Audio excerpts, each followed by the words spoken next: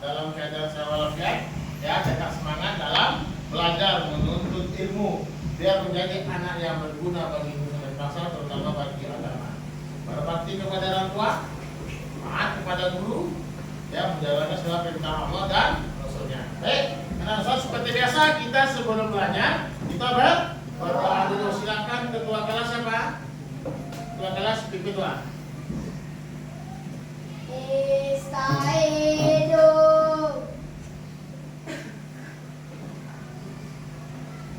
Salimu Assalamualaikum warahmatullahi wabarakatuh. Waalaikumsalam warahmatullahi wabarakatuh. Iqra'u doa. Bismillahirrahmanirrahim. Raditu billahi rabba wa bil islami dinan wa bil muhammadin nabiyyan wa rasula. Rabbi zidni ilman warzuqni fahman. Ya Allah, tambahkanlah ilmuku dan berilah aku pemahaman yang baik. Baik, anak-anak semuanya, bagian ini pertemuan kita adalah pelajaran PAI, Pendidikan Agama Islam. Silakan bukunya dikeluarkan semuanya. Bukunya dikeluarkan. Bawa semua bukunya. Ya, keluarkan bukunya. Buka bab, yaitu judul kita adalah iman kepada pelajaran 7, halaman 122. Ya, kita ketemu selamanya 122. Ya, jadi kita iman kepada Allah dan qadar. Jadi semuanya yang setelah bukunya dibuka, ya, kemudian juga perhatikan ke depan. Ustaz akan menjelaskan apa itu qadar dan qadar. Ya, yang pertama sebelumnya, qadar dan qadar ini adalah salah satu bagian dari rukun iman. Yang keberapa? Nah, ayo siapa yang mau maju ke depan untuk membacakan rukun iman? Siapa yang bisa? Ayo Rani ke depan.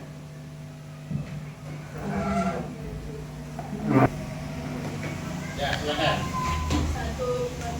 Baca dulu, rukun iman ada berapa? Rukun iman ada 6. Ya. Iman kepada Allah. Ya. Iman kepada malaikat Allah. Ya. Iman kepada nabi Allah. 4 iman kepada rasul Allah.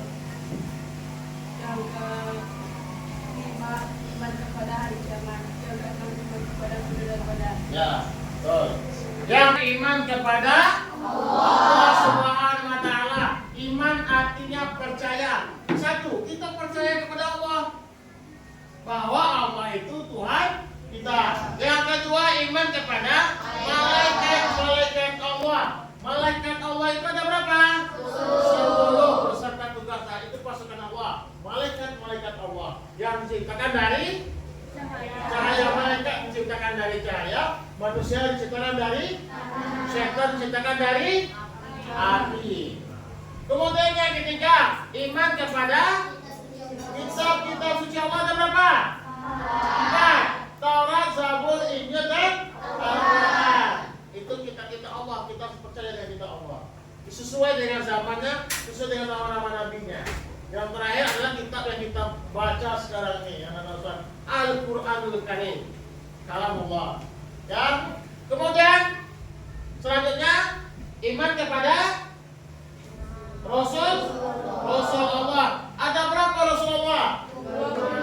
Nabi dan Rasul itu ada 25 dari Nabi Adam sampai Nabi Muhammad. Ya, selanjutnya yang kelima iman kepada hari kiamat. Ya, bahwa hari kiamat itu akan pasti datang. Ketika diperintahkan oleh Allah malaikat meniup sangkakala, ya, sebenarnya malaikatnya Israfil. Nah, disitulah berbicara. Ya, aduh semua bumi. Nah, ada kiamat sebelum itu ada kiamat banyak. Itulah tiup sangkakala dengan suara alam semesta. Besar apa yang trompetnya. Itulah kiamat. Ya, hari kiamat. Yang terakhir iman kepada qadar di hari ini adalah rukun iman yang keenam. Iman kepada saudara-saudara. Pernahkah kalian dirawat di rumah sakit? Pernah? Yang pernah, ya yang belum mungkin di rumah. Teman yang penting, pernahkah kalian dirawat di rumah sakit atau dirawat di rumah? Pernahkah kalian menjenguk keluarga yang sedang dirawat di rumah sakit? Tidak ada seorang yang menginginkan jatuh dan sakit. Semuanya kita tidak akan mau sakit, masih datang. Kepala sakit gigi, kemudian apa lagi? Kecelakaan, musibah, demam, banyak yang kita lihat.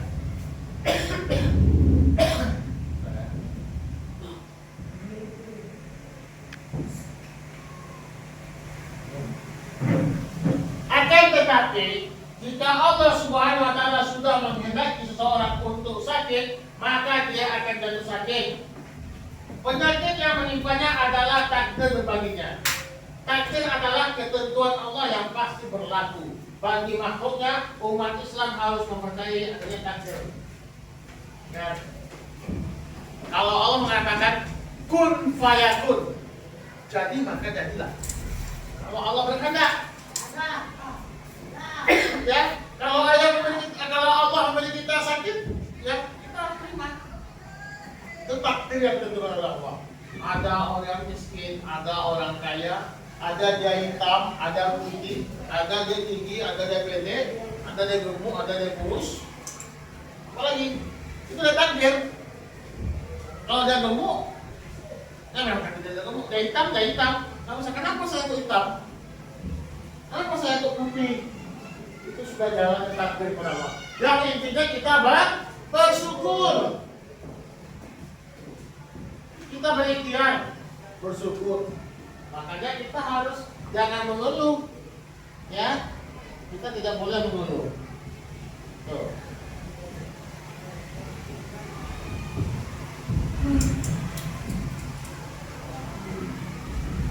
Ya. Jadi isi materi kita pada materi ini adalah pertama, hati, kodo dan kodam.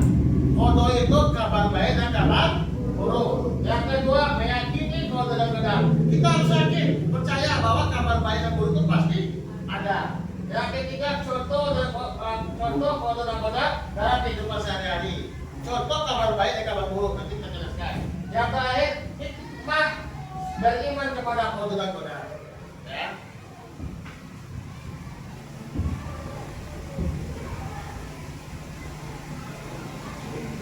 Oke, sama-sama dibaca nih ayat Al-Quran.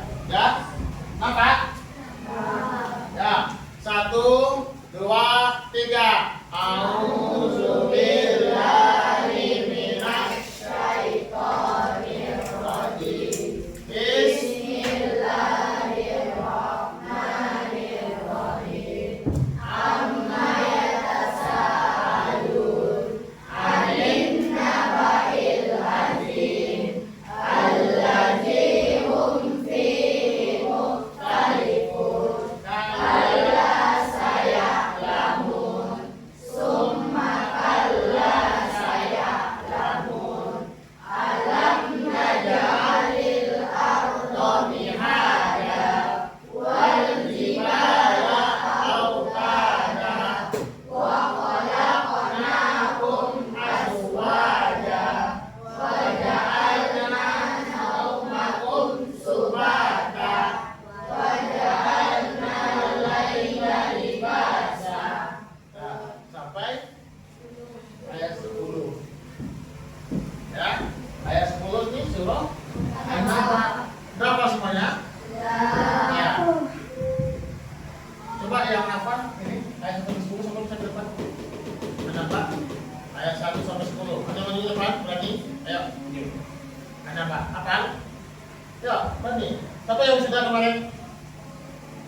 Nah, ayo maju coba. Sampai 10 saja. Enggak, harus hafal. Makanya anak-anak Bismillahirrahmanirrahim.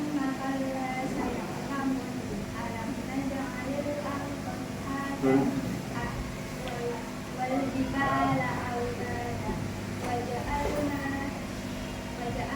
نومكم سباتا وجعلنا الليل النهار وبنينا فوقكم سبعا شدادا وجعلنا Ulangi sekali lagi ya. Kawan-kawan nanti ada salah dibantu. Ulangi lagi, coba kawan. Sampai 10, makanya itu dari belakang. Ayat berapa?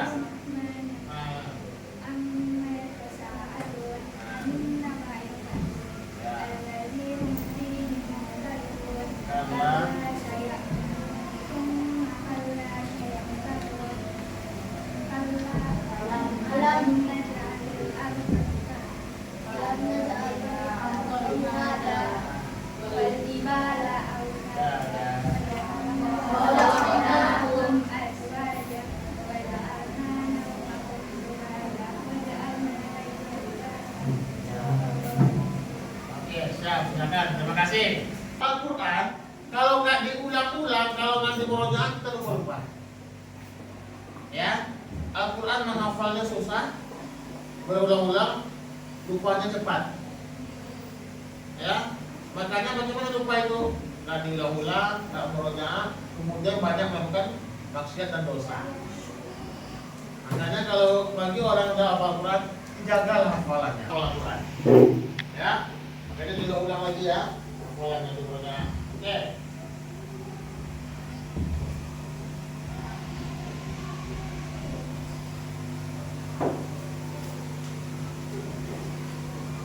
Iman kepada qadar adalah rukun iman yang ke-6. Setiap umat Islam wajib meyakini adanya qadar.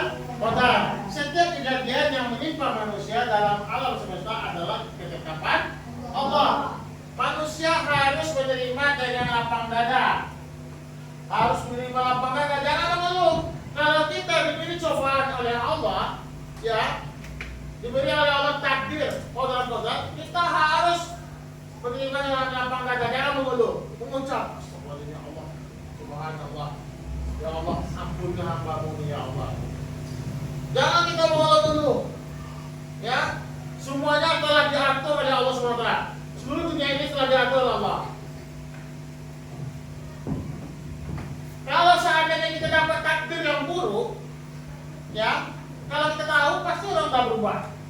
Tapi kenapa kita selalu mendekatkan diri kepada Allah, berdoa, ya, berzikir.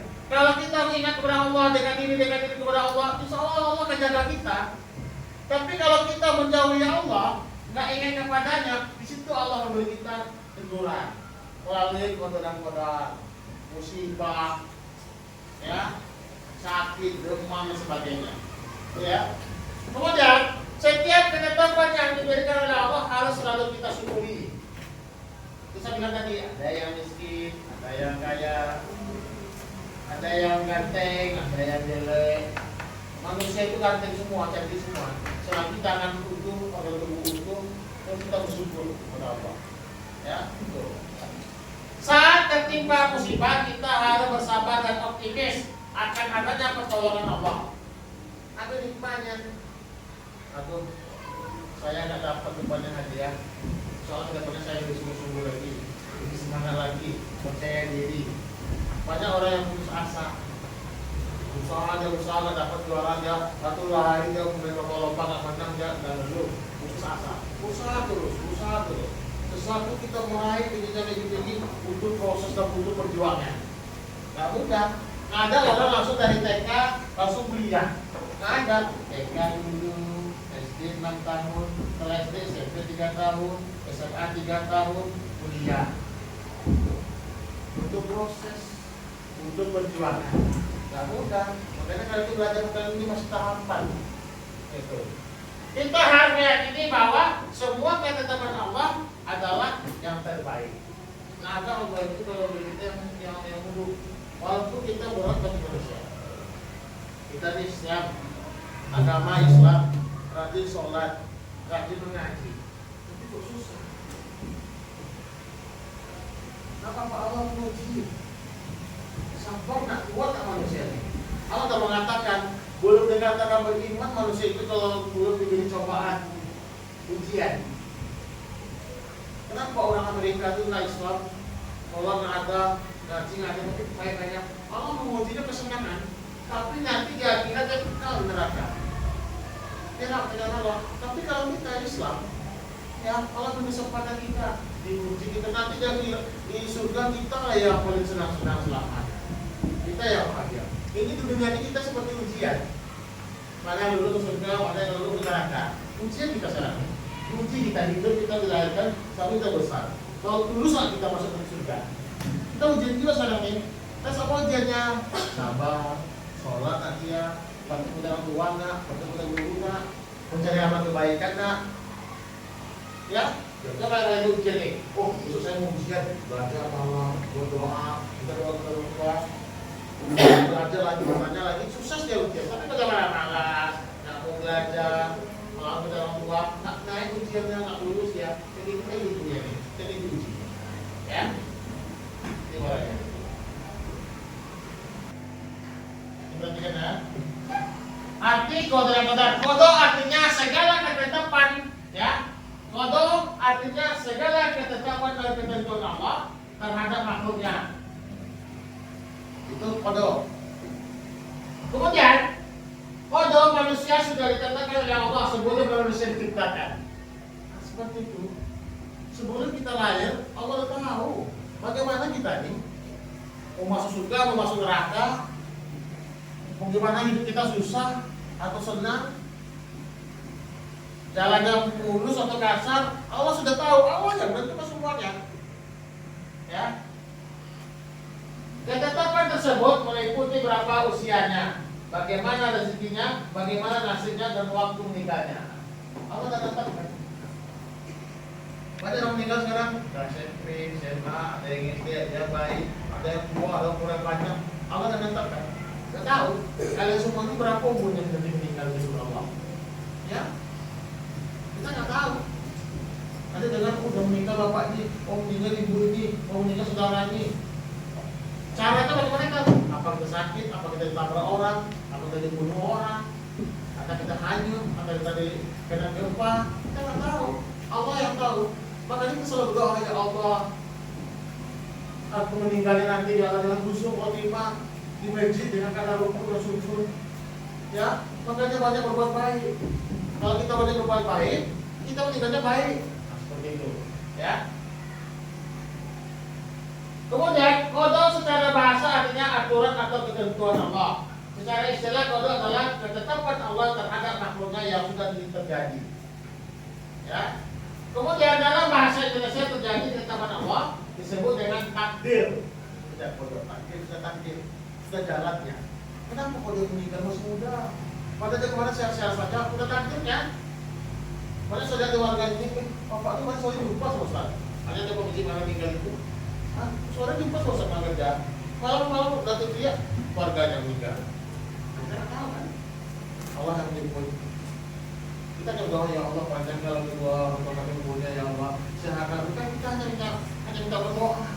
Kalau doa anak soleh, kalau umur misalnya orang tua itu umurnya 80, rupanya karena anaknya soleh berdoa terus, tambah lagi umur 10 tahun lagi 90. Jadi doa anak soleh kita cara dikabulkan.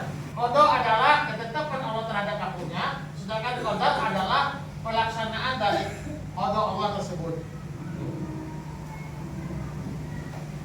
Meyakini qadar. Ya, kita ini. Ya. Meyakini qadar.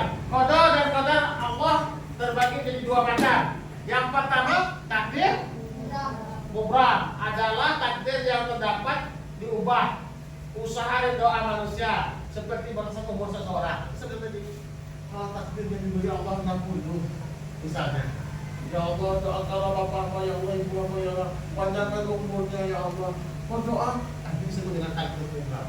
Takdir yang tidak dapat diubah oleh usaha dan doa bisa berubah, ya. Nah. Kemudian takdir mu'alad adalah takdir yang dapat berubah. Nah, ini kan dapat berubah nih. Kalau kita tidak bisa berubah ya, tidak dapat berubah. Usaha dan doa manusia seperti kebodohan dan kemiskinan. Toh, kita sudah ditakdirkan oleh Allah kaya, putra ada rezekinya, kaya, ya. Tapi bagaimana usaha putra selama ini? dia malas-malasan, dia nggak mau belajar, dia nggak mau sungguh-sungguh, nggak dapat rezekinya. Nah seperti itu. Ya, rezeki kita itu ada, tapi bagaimana caranya? Banyak orang bilang, karena itu aja ada jalannya. Betul, ada jalannya, tapi tergantung kita bagaimana usaha kita. Kalau kita malas, kita nggak sungguh-sungguh, nggak dapat. Contoh, putra akan bisa jadi satu. Kalau putra sungguh-sungguh, dia belajar lagi, berdoa lagi, belajar lagi, bisa jadi juara. Nah gitu, tergantung usaha kita. Sungguh-sungguh kita memahami pelajaran. Begitulah ya. Kemudian contoh kode dan kode dalam kehidupan sehari-hari. Ya, seorang ibu yang sedang hamil dalam menginginkan anaknya berjenis kelamin perempuan, dia berusaha memeriksa ke dokter dan berdoa agar diberi anak perempuan. Namun ketika lahir ternyata anaknya berjenis kelamin laki-laki. Dengan demikian doa Allah atas anak tersebut adalah laki-laki. Enak ini, ada ibu hamil misalnya kan, dia lahir, oh anak saya ini perempuan, mana? Saya sudah berusaha ke dokter, ternyata perempuan. Rupanya ketika lahir laki-laki. Itu sudah Allah menentukan. Nggak bisa. Manusia itu nggak bisa menciptakan candi. Ada manusia bisa menciptakan ikan yang mati? Nggak ada. Mencari nabi, diberi mujizat oleh Allah. Ya, nggak bisa. Segala sesuatu cipta Allah nggak ada yang menyempurnakan ini. Jadi dengan izin Allah. Ya. Kemudian yang kedua, seorang menderita sakit parah dan dokter sudah berusaha semaksimal mungkin untuk mengobatinya. Namun pasien tersebut tetap memiliki sangat semangat untuk sembuh dengan terus berikhtiar. Ya, berikhtiar. Akhirnya penyakit yang dideritanya hilang dan dinyatakan sembuh. Kesembuhan pasien tersebut merupakan qada dan qadar Allah. Contoh, ada orang sakit. Kata dokter, ini sakitnya kakak ini sakitnya sudah luar biasa. Nggak bisa disembuhkan lagi, kata dokter. Ya, nggak bisa disembuhkan lagi. Dokter udah nyerah, kemana pun pergi ke dokter. Mau ke luar negeri dibawa berobat, nggak sembuh. Sudah angkat tangan para dokter, para tabib yang hebat, nggak angkat tangan. Tetapi karena doa dia berdoa terus mendekat diri kepada Allah, sembuh, hilang penyakitnya. Itu adalah takdir baik dari Allah. Ya, bisa berubah kan? Tergantung kita. Takdir sudah ditentukan Allah qadar, tapi tergantung manusianya bagaimana usaha dan ikhtiarnya. Gitu ya. Kemudian yang ketiga, bencana alam yang terjadi di lingkungan sekitar kita seperti banjir, tanah longsor, dan gunung meletus adalah bagian dari takdir Allah. Meskipun masyarakat dan pemerintah sudah berusaha melakukan pencegahan, tetapi kehendak dan ketetapan Allah tetap berlaku. Contoh, kemarin ada meletus di gunung di mana? Di Merapi, di Sumbar. Kemudian banyak terjadi longsor. Ada gelodok kabarnya Bukit Tinggi. Air, kata orang Bukit Tinggi itu dataran tinggi. Tapi dari mana air itu? Datang, lagi sungai. Banyak terjadi musibah-musibah. Sudah dibuat bendung, kayak di Jawa, Jakarta ada bendung air laut itu tinggi, dibuat bendung, tembok tinggi. Ya, tapi kalau Allah berkehendak, Allah mengatakan kun fayakun, tak bisa. Oh, ini rupanya kita boleh pakai payung ini apa nih, tapi kalau Allah berkehendak air masuk ke rumah, tidak masuk, keluar ke air atau bocor. Makanya intinya kan Ustaz, ya, intisari dari judul kita pada hari ini, qada dan qadar, ya. Qada dan qadar itu adalah kabar baik dan kabar buruk, takdir baik dan takdir buruk. Takdirnya adalah ketentuan Allah, ya, ketentuan Allah tidak bisa diubah, ya, tidak bisa diubah. Intinya kita bisa bersyukuri, kita ikhtiar, kita introspeksi diri, ya. Tetapi ada takdir ini ditentukan oleh Allah, tapi dengan usaha manusia. Kayak tadi yang sakit, tapi dia berdoa terus, ya Allah sembuhkan saya. Disembuhkan oleh Allah, dapat takdir baik. Makanya kita hidup di dunia ini, anak semuanya, ya, kita jangan pernah mengeluh, jangan pernah putus asa. Kalau kita mengeluh, kita putus asa sudah susah. Ya, kalau mengeluh-ngeluh ada Ustaz, aduh capek nih, malam nggak susah, nggak bisa sampai di situ. Apa yang di sana, udah nggak berhasil. Tapi kalau sungguh-sungguh berusaha, insya Allah dapat. Makanya saya bilang contoh, ini ada air minum, saya letakkan di atas ini. Kalau ada yang berusaha mengambil pakai kursi, pakai bangku, dapat. Tapi kalau dia malas ngambil, ya udah, nggak dapat air minum. Jadi kita hidup. Kalau kita ingin mau banyak umur, sehat selalu, ya rezeki banyak, ingin jadi sukses, yang pertama kita belajar, berusaha, berdoa kepada Allah, semangat. Ini kadang ada yang berusaha, nggak juga dapat. Dah putus asa, berhenti di situ. Tapi ada yang bersungguh-sungguh, sama kayak kisah Akadil hafal syair hafuzot itu Abu Hajar Aswad. Tahu Hajar Aswad? Ada dulu Hajar Aswad itu seorang sama para sahabat ya, seorang laki-laki. Dia dibilang katanya lemah, bodoh. Dia belajar, orang pada hafal semuanya nggak hafal-hafal. Dia nggak hafal-hafal, nggak tahu. Ya dia pada manjada wajada, mana sampai susu dapat dia manjada nggak apa-apa. Orang udah sampai ratusan ribuan mahfuzat hafalan, dia nggak hafal-hafal. Udah pergilah dia ke hutan. Dia melihat hutan ada batu yang keras. Orang hitam batu itu keras, tetapi batu itu berlubang. Berlubang batu ini, berlubang dalam. Ini aja batu bisa berlubang batu ini. Dilihatnya ada tetesan air. Terus setiap waktu setiap detik air itu, dia lihat air yang lembut. Coba kalau ada hujan tetesan air lembut. Tapi batu ditembak terus. Berapa kali batu tembaknya? Setiap waktu, setiap tahun bisa berubah. Dipikir sama dia. Itu juga saya menghafal. Ulang-ulang, saya dia menghafal. Ya pada wajada. Merasa sungguh namanya wajada. Ulang lagi wajada. Besok dan apa ada? Wasofa rozubiro. Kalau kita lakukan di kabiran, dia hafal semua waktu itu. Hafal terkenal ya. Baru disebut dengan Hajar Aswad. Hafal ya, pintar ya, hebat ya. Sampai teman-teman bukunya, sampai sejarah ini di Google. Silakan Google. Di sana sahabat namanya Hajar Aswad. Baca di situ. Bagaimana usaha dia? Itu hebat ya kitabnya. Jadi nggak ada manusia yang bodoh. Kalau kita sungguh-sungguh, kita berusaha, kita bisa. Ya. Jadi yang ada Ustaz, ya. Pertemuan kita pada pagi ini adalah tema kodar-kodar, ya. Jadi di rumah tolong nanti diulang-ulang lagi, ya, dipelajari lagi materi ini. Insyaallah kedepannya Ustaz nanti akan buat kelompok, ya. Nanti Ustaz akan buat kelompok, akan buat tugas, sekaligus tugas harian kelas. Jadi nanti hari ini Ustaz menjelaskan materi saja pada pagi hari ini. Di rumah dibaca-baca ulang. Besok kita membagi kelompok. Tugas langsung di dalam kelas. Ya? Paham tuh? Baik. Nah, jadi terima kasih Ustaz. Bertemu kita selesai pada pagi hari ini. Mudah-mudahan apa yang saya sampaikan bisa bermanfaat untuk Ustaz. Ya, makna dari materi kita kode dan kodar. Oke, baik. Akhiran, assalamualaikum warahmatullahi wabarakatuh. Waalaikumsalam warahmatullahi wabarakatuh.